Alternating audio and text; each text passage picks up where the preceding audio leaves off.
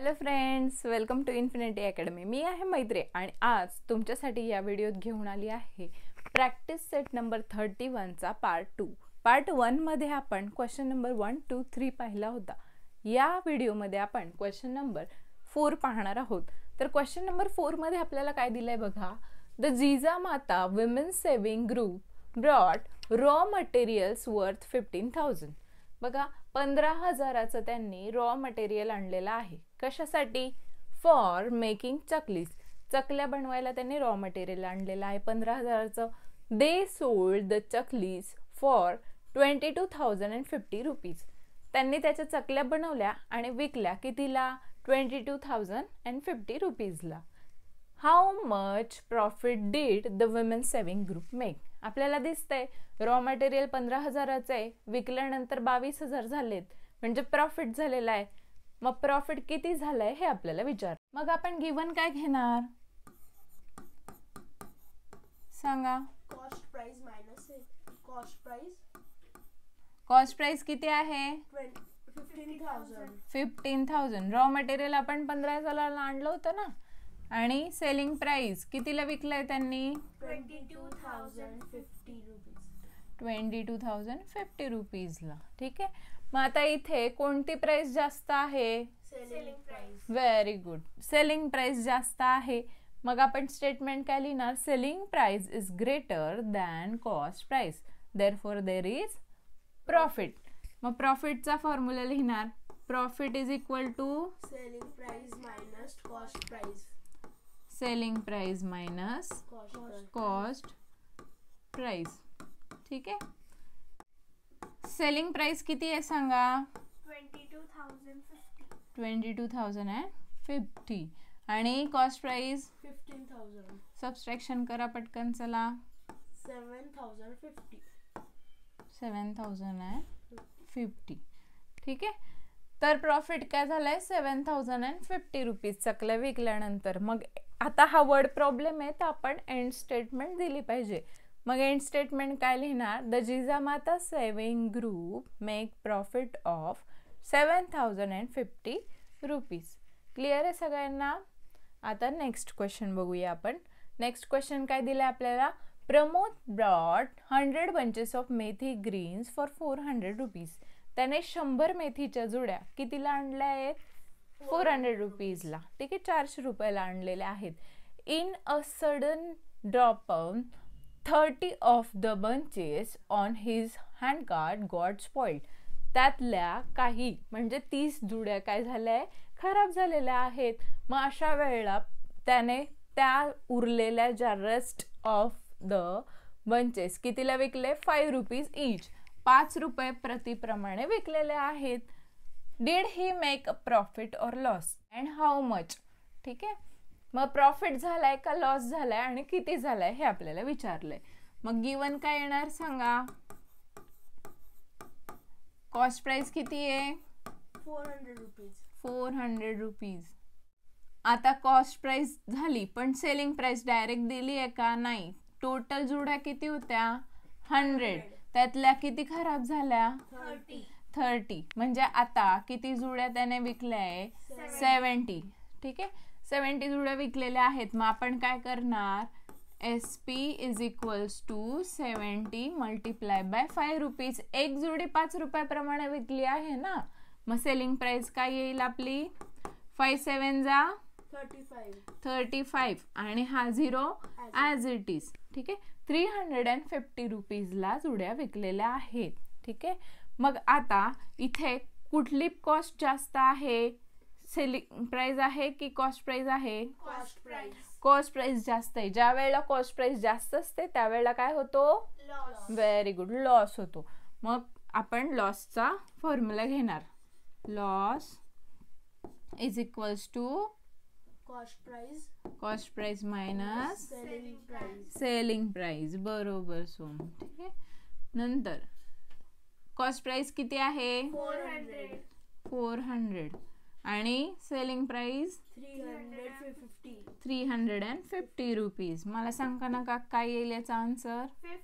50. Loss किती झाला? 50 रुपीजचा. ठीक आहे.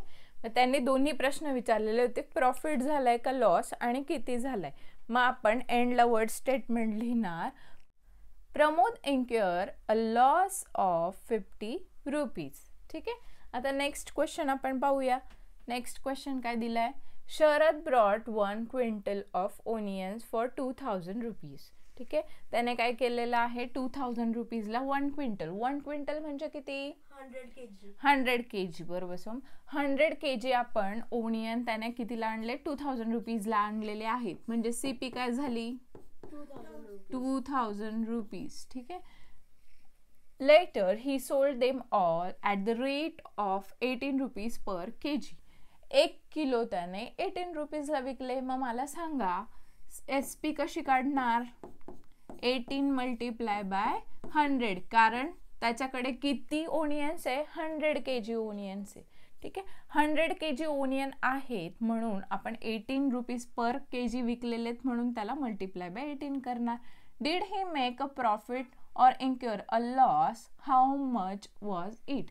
मग त्याला प्रॉफिट झालाय का लॉस झालाय हे आपल्याला विचारलंय आणि ते किती झालंय हे विचारलंय. मग आपण काय करणार, 18 मल्टिप्लाय बाय 100 इज 1800. ही काय झाली आपली सेलिंग प्राइस. बरोबर. मग आता मला कणका सांग, इथे प्रॉफिट झालाय का लॉस, लॉस झालेला आहे. कशावरनं सांगितलं सांग सोहम, कारण की सेलिंग प्राइस कॉस्ट प्राइसहून कमी आहे. हां, व्हेरी गुड. सेलिंग प्राइस ही कमी आहे, कॉस्ट प्राइस जास्त आहे, त्यामुळे इथे काय झालेलं आहे, लॉस झालेला आहे. मग इथे तुम्ही लिहिणार, cost price is greater than selling price, therefore there is loss.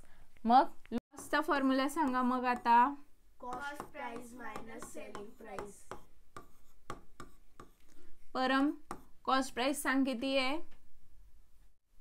2000. बरोबर, 2000 रुपीज. सेलिंग प्राइस किती आहे, 1800. ठीक आहे.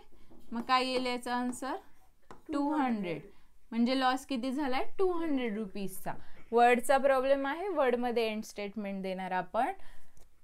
Sharad incur a loss of 200 rupees. ठीक आहे. समजले तुम्हाला. नेक्स्ट क्वेश्चन बघा, Kantabai brought 25 sarees for wholesale margin for 10,000 and sold them all at 460 rupees each. बघा, 10,000ला 25 साड्या होलसेल मधून आणल्या आहेत आणि त्या विकताना एक एक साडी 460 रुपयाला विकलेली आहे. पुढे काय विचारले, how much profit did Kantabai get in this transaction. मग याच्यामध्ये प्रॉफिट किती झालंय हे विचारलंय. आपल्याला डिरेक्ट दिलेलं आहे की प्रॉफिटच झालाय, पण तो किती दिलाय हे काढायचंय. आता इथे CP काय आहे, 10,000 रुपीज. कॉस्ट प्राइस इज 10,000, कारण तेवढ्याला आणलेलं आहे ना. नंतर सेलिंग प्राइस काढण्यासाठी आपल्याला प्रत्येक साडी ही कितीला दिलेली आहे, 460 रुपयाला. ठीक आहे. अशा किती साड्या आहेत, 25 साड्या आहेत. ठीक आहे. मग आपण 25 मल्टिप्लाय बाय 460 करणार. ठीक आहे. करा बरं.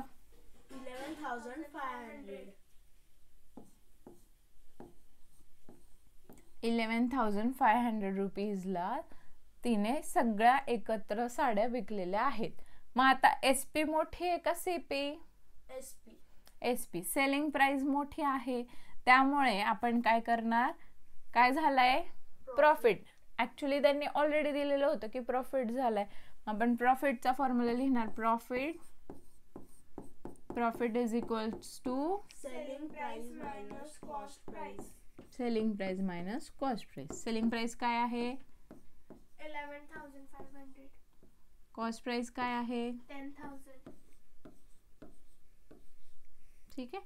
सबस्ट्रॅक्शन करून काय येणार, 1500. म्हणजे साड्या विकून कांताबाईला किती प्रॉफिट झालाय, 1500 रुपीजचा. मग एंड स्टेटमेंट आपण काय लिहिणार, Kantabai got profit of 1500 rupees. Clear आहे, सगळ्यांना समजलंय.